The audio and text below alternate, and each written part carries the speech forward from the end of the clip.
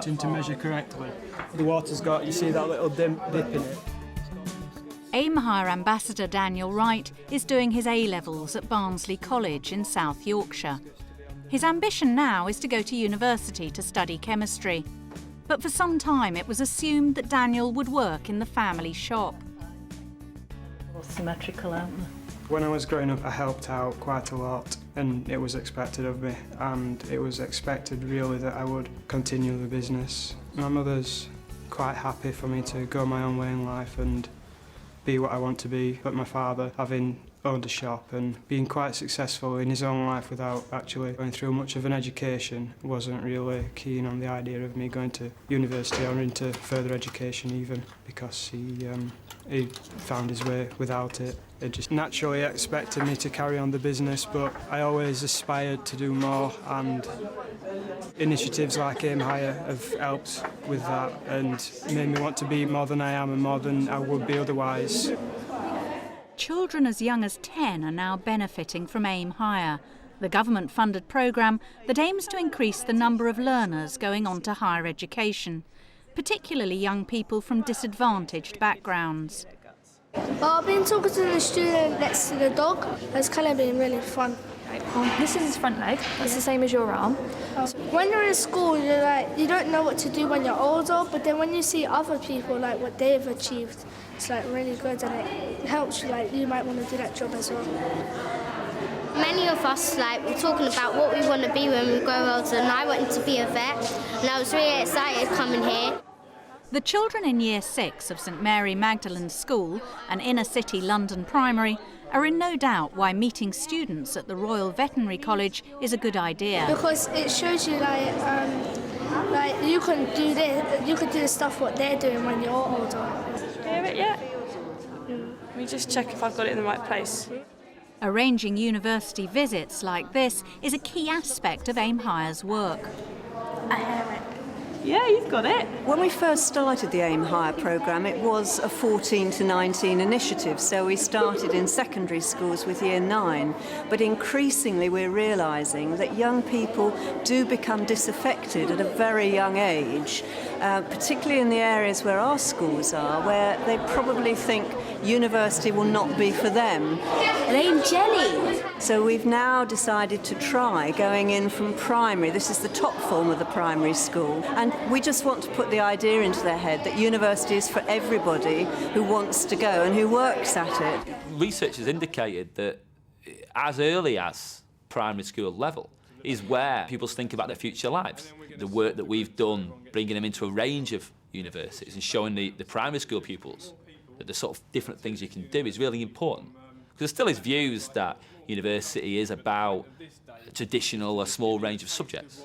University offers a massive range of courses. And I think even at primary school level, getting that idea across to the young pupils is really important. Anyway, it's your choice. Hey, it's your career. Your life. Nobody else's, not even mine. The Impact Theatre Group delivers the Aim Higher message in a secondary school. Year 10s meet university lecturers at an Aim Higher science fair. They go away and are rinsed down the sink. There are many ways that Aim Higher is working to raise young people's aspirations and provide information and advice on opportunities in higher education. Aim Higher consists of 40 different partnerships across the country, each made up of schools, colleges of further education and universities, all working together. Like other teachers more relaxed in university. Current students are employed to visit schools as ambassadors to answer questions on university life. How long are lectures? The lectures varies basically, but I don't think any lectures basically go over 3 hours. Sometimes you have 2-hour lectures. A lot of young people, especially in the areas that we work with, see university as a cross between something you see from Cambridge and Harry Potter. And only very posh people can go who come from a certain background. And we're there, the Student Ambassador Scheme there is to break down those barriers and get the young people to actually think, I can do that, and to raise their aspirations. Basically, I think the kids don't really see us as like figures of authority. I think seeing someone like me, like I'm not too far from their age, I sort of like look like them, I dress like them, you know. So if I'm talking to them, they'll be able to relate to me more, basically. No one in my family has ever been to university. You don't really think of university as a real place. It's just words to people, because you never meet it, you never see it. There isn't one in Barnsley. People, you need AIM Higher to show you what it's like, to take you there, and that's exactly what it does, and it made me want to go. I think there's a lot more chance for people that come from my background, not a typically academic or really rich background, to actually go to university. I mean, I think it's a lot fairer than it used to be. I mean, unless you came from a middle class or upper class background, you didn't have a chance of getting in at all.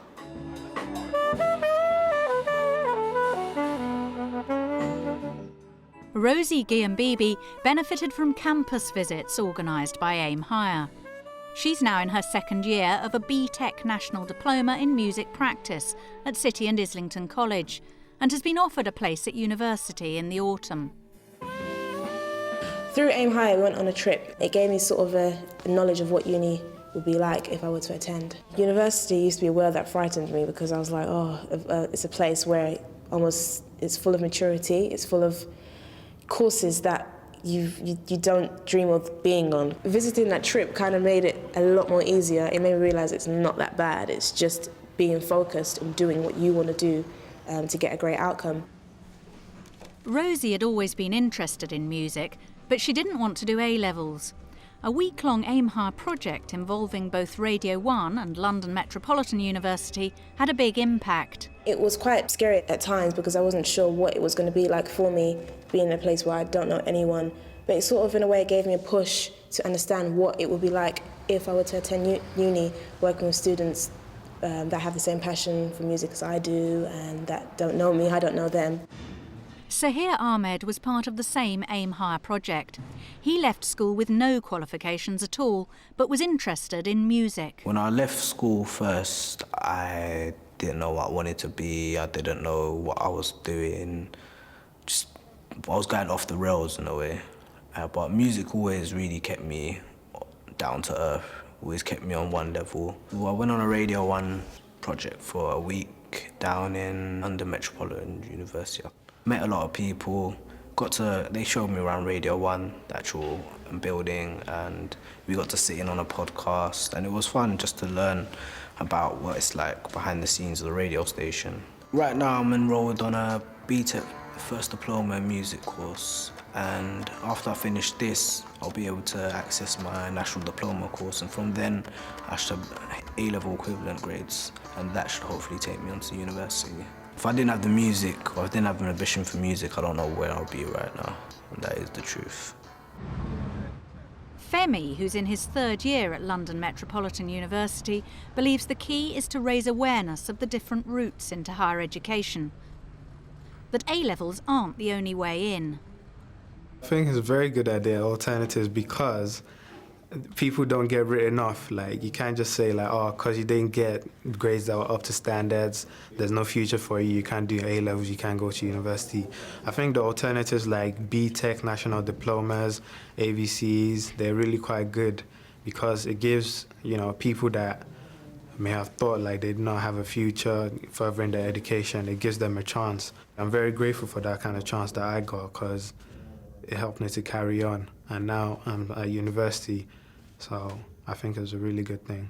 An important aspect of AIM Higher's work is providing advice on the financial help available to families on low incomes. When I was at school, there were a lot of people who didn't want to go to university, they didn't see point. Money put a lot of people off, but they don't tell you much about it at school, so you don't know how much help you can get. It's all just money, money, money, money. And you don't know where it's going to come from. A lot of people are put off by the cost of things and the price of things, and whether the family can deal with it or not. Money is a big issue for students. They do worry about fees, and they hear what's on the media and so on about university fees. One of the good things is that we have, from the AIM Higher National project, we have booklets and so on for parents and for students, particularly for students who come from low-income families and so on. There is a lot of support that they can get if they know what's available. The money that you have to pay for the course has gone up, for us undergraduate students this year. So it's a bit scary, and knowing how you're going to live your life financially. It's not too worrying, because I'm going to be at home for the first year at least. So it should be quite okay, it shouldn't be too difficult. Student ambassadors like Femi have been given special training, so they have the right information to give young people in the schools they visit. It's a training specifically designed so that you can educate the students more about financial, sort of like everything that has to do with finance that they'll encounter on going to university. Teaches you about all the sort of like bursaries you can get, grants, loans. Some of them already probably heard about, you know, all the kinds of loans you can get and just think, whoa, that's too expensive, or whoa, my parents can't afford it. So it's good to they really learn when you tell them about the finances as well. Choosing to stay in the parental home for financial reasons is a growing trend, particularly amongst those students who come from homes with no history of higher education. Femi has lived with his mother throughout his degree course. How old was I when this picture was taken? About 4 years old. Anyway.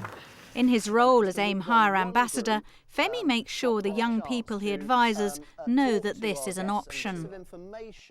There's certain people that have a lot of responsibility at home. I mean, I'm the only child of my mom, but there's other people that have younger siblings, and they do help in taking care of the younger siblings, or they might have parents with maybe disabilities. It's not always a choice for them to leave home. Knowing that they could stay home, go to university, still experience all the good stuff about university life. People tend to say you don't get the full university experience unless you've actually lived on campus. But I don't feel I'm missing out on too much basically because, I'm coming off with less debt. Giving parents of potential students advice and guidance and keeping them informed of the options available to their children is another key aspect of AIM Higher's work. One of the ways that we know that AIM Higher is working is because we've had parents who've been to events where they've stood up and said, if it wasn't for AIM Higher, my son or daughter would not be at university now. And they're working with the second son now. And it is AIM Higher that has supported them to get their first son and for them to open doors to know that it is possible for their family. The proportion of university students from disadvantaged economic and social backgrounds remains very small. AIM Higher is doing its best to widen participation, but it's an uphill struggle. Over the recent years, up until last year, we saw a gradual increase in applications through UCAS from lower socio-economic groups. We're talking increases of less than the percentage every year. So it's very small numbers, but we have to put all this in context. And the gap between different social classes going on to higher education has been there since the inception of the system over 100 years ago. And AIM Higher's only been here for 6 years, but we believe we're making the movements that are necessary for longer-term change. The figures may still be small, but for a significant number of students, AIM Higher's work is now helping them see university as an attainable goal. My upbringing then would have expected me to carry on with the business as opposed to being educated, but it wasn't for me. And my perfect dream is to go to university, have an education, get a degree at the end, get a job, wife, children, just happiness really, and I think that university is the next step in attaining happiness.